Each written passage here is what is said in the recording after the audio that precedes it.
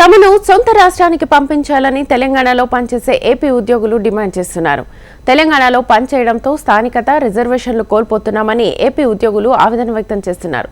ఏ రాష్ట్ర ఉద్యోగులు ఆ రాష్ట్రంలో పనిచేసేలా చొరవ చూపించాలని ఏపీ ఉద్యోగులు కోరుకుంటున్నారు.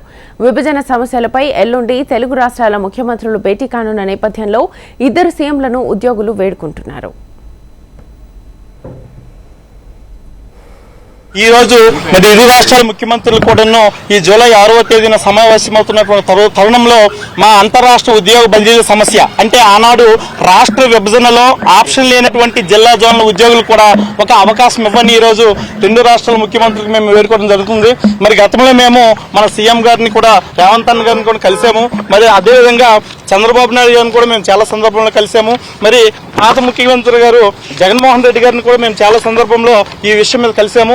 మరి పవన్ కళ్యాణ్ గారిని కూడా మేము కలిసామన్నా. అదేవిధంగా మాజీ ఉపరాష్ట్రపతి వెంకయ్యనాయుడు గారిని కూడా ఈ విషయం మీద కలిసాము. మరి ఎంతమంది కలిసినా సరే మాకు సమస్య పరిష్కారం రాలేదు.